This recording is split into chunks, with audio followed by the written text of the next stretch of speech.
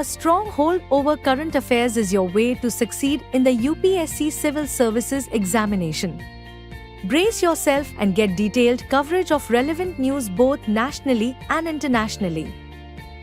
With the monthly current affairs revision program starting from 26th October at 5 p.m. Enroll today and elevate your current affairs knowledge with comprehensive coverage of current affairs compiled through relevant sources such as the Hindu Indian Express, Economic Times, PIB Yojana, and others. Expert support and personalized mentoring. Comprehensive assessment through MCQs and mains-oriented questions.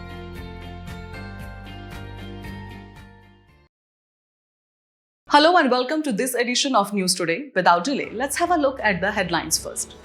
South Africa becomes first country to allow heritable human genome editing (HHGE). India's finance minister highlights Global South's role in shaping multilateral development banks. 95% of land records in rural India digitized, says Minister of Rural Development. US, Japan and South Korea signed Digital Infrastructure Growth Initiative for India framework. Government of India invites comments on draft Arbitration and Conciliation Amendment Bill 2024. A new report highlights the potential threats posed by fossil fuels to the Coral Triangle. In our first news, we will delve into a groundbreaking development in genetic research as South Africa introduces new guidelines on ethics in health research. These guidelines position the country as the first to explicitly permit the use of genome editing to create genetically modified children. Interestingly, South Africa's guidelines are less stringent than frameworks proposed by organizations like the World Health Organization, which emphasize the importance of societal consensus. Now let's take a closer look at heritable human genome editing or HHGE. Unlike somatic cell editing, which affects only the individual, HHGE introduces changes in germline cells, such as sperm, eggs, or embryos. This means these alterations can be inherited by future generations. HHGE can be achieved through various tools, including zinc finger nucleases, transcription activator like effector nucleases, CRISPR-Cas9, and mega nucleases. So what are the potential applications of heritable genome editing? Firstly, it holds promise for disease prevention, particularly for heritable diseases like cystic fibrosis, Huntington's disease, and sickle cell anemia. Additionally, HHGE could advance genetic research, expanding our understanding of human biology and disease mechanism. Furthermore, it could enhance assisted reproductive technologies such as in vitro fertilization or IVF. However, there are significant concerns regarding heritable genome editing. One major concern is the potential for unforeseen consequences. Germline genome edits would be heritable, and their effects could extend across generations. Ethical issues also arise, as such practices may challenge human dignity and respect for diversity, conflicting with fundamental religious and moral beliefs. Another concern is the societal impact. The prospect of creating designer babies where traits like intelligence, appearance, and athleticism might be engineered could exacerbate social inequalities. To address these challenges, several steps have been taken to regulate human genome editing globally. For instance, the Oviedo Convention, established by European nations, prohibits the creation of human embryos through such means. Additionally, the International Commission on Clinical Use of Human Germline Genome Editing assesses potential clinical applications of this technology. In India, the national guidelines for stem cell research explicitly ban human germline editing and reproductive cloning.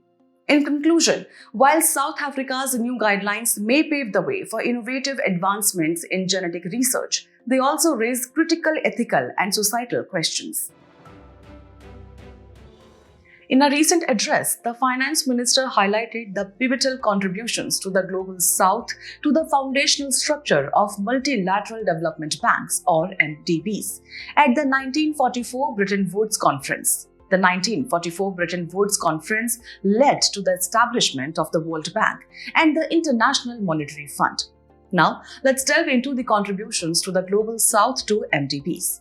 Over the years, these countries have established new institutions such as the New Development Bank and the Asian Infrastructure Investment Bank. This evolution reflects their growing influence and commitment, especially from emerging economies like India and China, which have significantly increased their financial contributions to MDBs. The Global South has been advocating for greater inclusivity within these institutions by emphasizing on embedding diverse voices in decision-making processes at MDBs. However, with this growing involvement comes a pressing need for reform. A glaring issue is the inadequate representation. Currently, 59.1% of voting shares in the IMF are held by countries that represent just 13.7% of the world's population. Additionally, many countries in the Global South are facing dire economic challenges. Approximately 79 low and middle income countries are in debt distress, underscoring the urgent need for debt relief. These nations also face global challenges such as climate change, pandemics, and supply chain disruptions, which disproportionately impact them and necessitate additional funding support. In light of these challenges, India has put forth several recommendations for MDBs. Firstly, promoting a two-way exchange of innovations is crucial.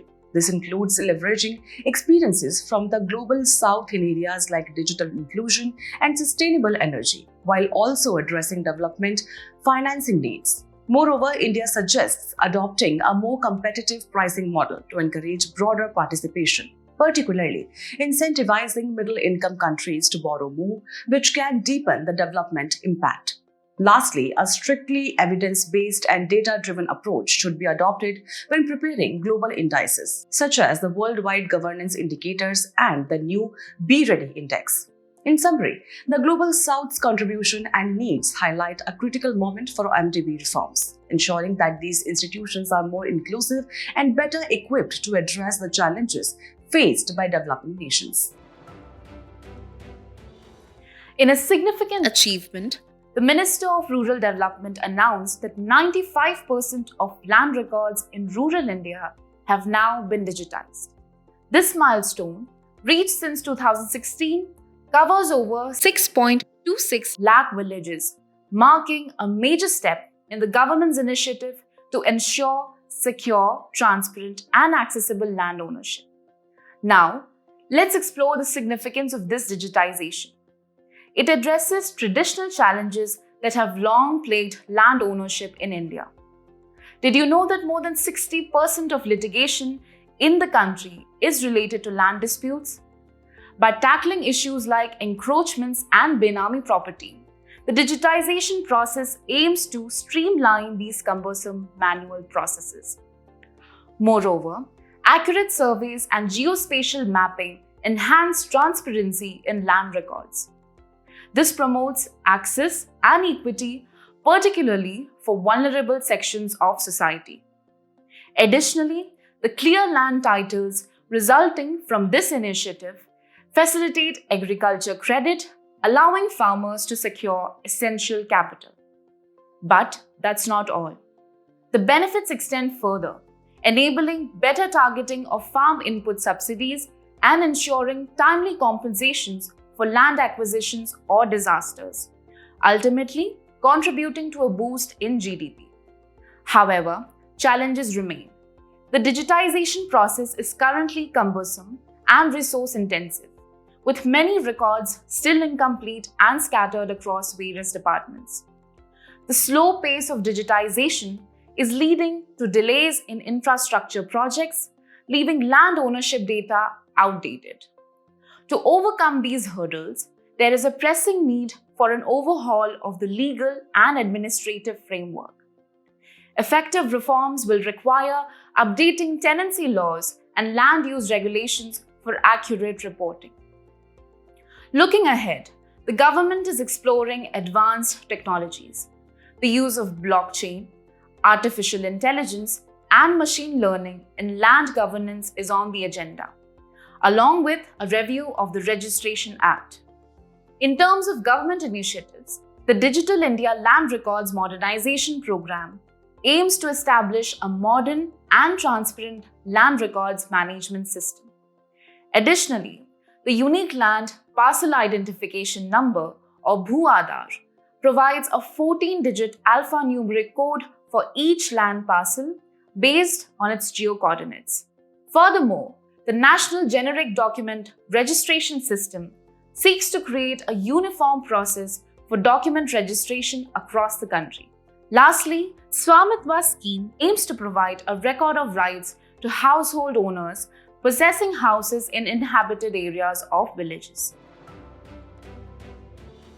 In our next news, we will focus on a pivotal development in international cooperation, the signing of the Digital Infrastructure Growth Initiative for India Framework, or DiGi framework, by the United States, Japan, and South Korea. DiGi framework seeks to advance cooperation between the United States, Japan, and the Republic of Korea in partnership with India to advance shared priorities. Its key partner agencies include the U.S. International Development Finance Corporation, the Japan Bank for International Cooperation, and the Export-Import Bank of Korea. The objective of DiGi framework is to strengthen collaboration with the Indian private sector to support digital infrastructure. Implementation will cover projects in the information and communications technology sector, such as 5G, Open RAN, submarine cables, optical fiber networks, data centers, smart cities, e-commerce, artificial intelligence, and quantum technology. Now, let's discuss the significance of digital public infrastructure, or DPI, in India. India has become the first country to build all three foundational DPIs through India Stack: digital identification via Aadhaar, real-time payment systems through UPI, and the data sharing architecture called the Data Empowerment and Protection Architecture. The significant impact of DPI includes achieving 80% financial inclusion from 2018 to 2023 and facilitating direct benefit transfers for 87% of poor households during the COVID-19 pandemic. Additionally, implementing DPI can accelerate economic growth by 33% in the financial sector. In the climate sector, DPI can speed up emissions control by 5 to 10 years through implementing DPI in carbon offsets and trading, land mapping, and weather information and monitoring. India is also working to globalize its DPIs. The US-India Global Digital Development Partnership aims to promote responsible use of digital technologies in Asia and Africa. Under India's G20 leadership, a framework for systems of DPI has been adopted, outlining key principles for designing and deploying these systems. Finally, India is establishing a virtual global DPI repository to host tools, resources, and experiences focused on DPI from around the world. In conclusion, the DiGi framework and India's efforts in digital public infrastructure mark significant progress in international digital collaboration. In a significant development in India's legal landscape, the Government of India has invited comments on the draft Arbitration and Conciliation Amendment Bill 2024, which aims to amend the Arbitration and Conciliation Act of 1996. Let's explore what this amendment seeks to achieve. Primarily, it aims to boost institutional arbitration, reduce court intervention, and ensure timely conclusions of arbitration proceedings. But what exactly is arbitration? It refers to an alternative dispute resolution method where disputing parties agree to have their case heard by a qualified arbitrator. Now, shifting focus to the arbitration mechanism in India. The Arbitration and Conciliation Act of 1996 governs these proceedings. This act was based on the United Nations Commissions on International Trade Law, or UNCITRAL Model Law on International Commercial Arbitration from 1985, along with the UNCITRAL Conciliation Rules of 1980. It's worth noting that this act has seen amendments in 2015, 2019, and 2021. So what are the key features of the draft Arbitration and Conciliation Amendment Bill 2024? First, there will be an omission of conciliation. The amended act will be simply known as the Arbitration Act of 1996, as the provisions related to conciliation have now been incorporated into the Mediation Act of 2023. Additionally, the bill proposes appointing an emergency arbitrator to grant interim measures before the formation of an arbitral tribunal. There's also a strong institutional focus aimed at promoting institutional arbitration over ad hoc arrangements, which is expected to enhance overall efficiency. Furthermore, the establishment of the Arbitration Council of India will empower the Council to create model rules for arbitral proceedings and recognize arbitral institutions. In a modern twist, the bill also allows for arbitrations to be conducted via video conferencing. Lastly, it introduces an appellate arbitral tribunal to manage applications against arbitral awards, ensuring a structured approach to dispute resolution. However, it's important to acknowledge some ongoing issues in the arbitration system. There is a notable lack of diversity in appointing arbitrators, predominantly featuring retired judges. Additionally, a lack of trust exists, as many remain skeptical about the independence and impartiality of third parties involved. Furthermore, judicial intervention often leads to delays in the arbitration process. As the government opens the floor for comments on this draft bill, it's a pivotal moment for stakeholders in the arbitration landscape. In our latest update, a new report has emerged, shedding light on the potential threats posed by fossil fuels to the Coral Triangle. This important report was released during the 16th Conference of Parties, or COP16, to the Convention on Biological Diversity. Now, let's understand what the Coral Triangle is. Located in tropical waters, it stands as one of the world's most biodiverse marine regions, spanning 7 countries in Southeast Asia and Melanesia. So why is the Coral Triangle significant? It hosts an impressive 76% of the world's coral species, over 2,000 species of coral fish, and 6 of the 7 marine turtle species. This unique ecosystem supports approximately 120 million people who rely on it for food and income, earning it the nickname the Amazon of the seas due to its critical habitats for marine diversity. However, the report highlights several threats facing the Coral Triangle. One major concern is oil and gas exploration, with over 100 offshore oil and gas blocks currently operating within the triangle. This activity poses significant risks to the delicate ecosystems, including coral reefs, mangroves, and seagrasses.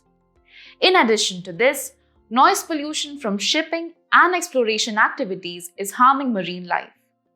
For example, man-made noises can alter animal behaviors, damaging hearing or masking essential sounds that marine creatures rely on. To address these pressing issues, the report recommends several actions. Firstly, it calls for a moratorium on oil and gas development in the Coral Triangle, alongside a phased-out approach to existing fossil fuel operations. Moreover, experts advocate for classifying the Coral Triangle as a particularly sensitive sea area, which would provide it with special protection against harmful maritime activities. As we move forward, it's crucial to pay attention to the preservation of this vital ecosystem. As we conclude today's main news, let's have a look at some quick updates. The Union Home Minister inaugurated a new passenger terminal building and a Maitri Dwar in West Bengal's Petrapur, built by the Land Port Authority of India.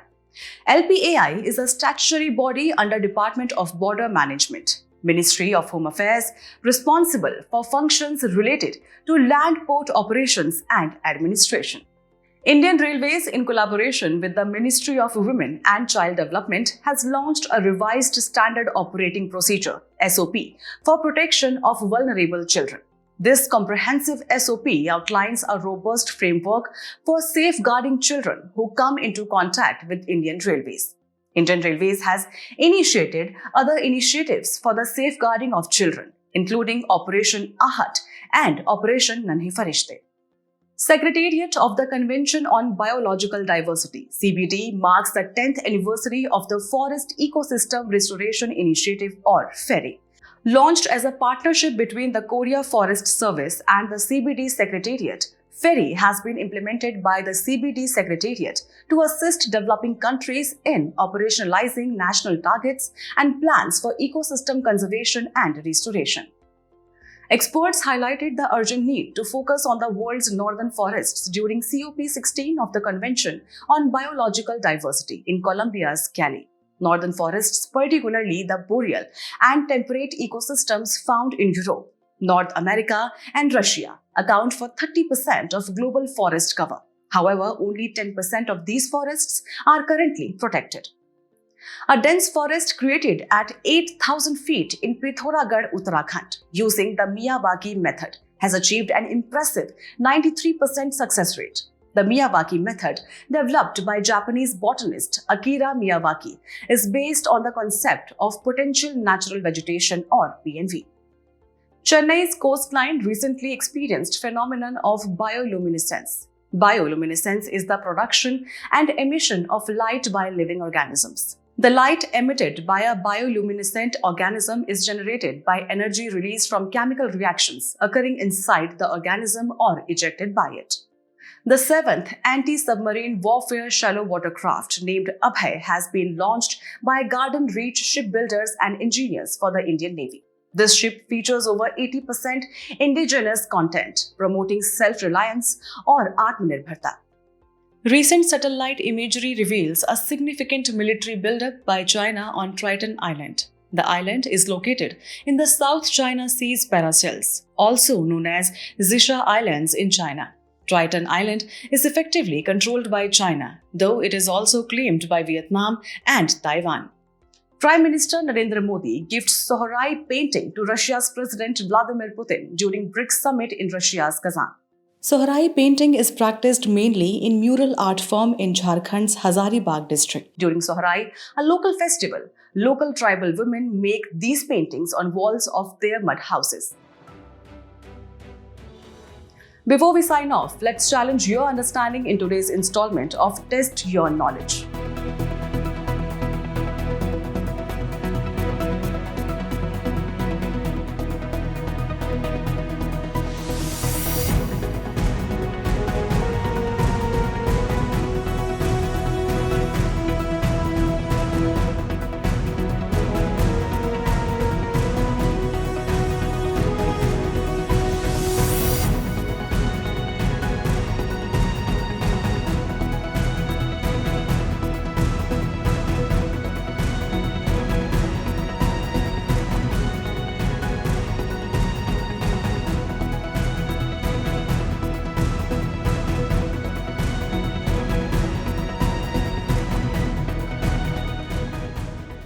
Thank you for joining us. We hope you found this episode of News Today engaging. For the solutions to the quiz and to access the PDF version of News Today, remember to visit the provided links in the description below.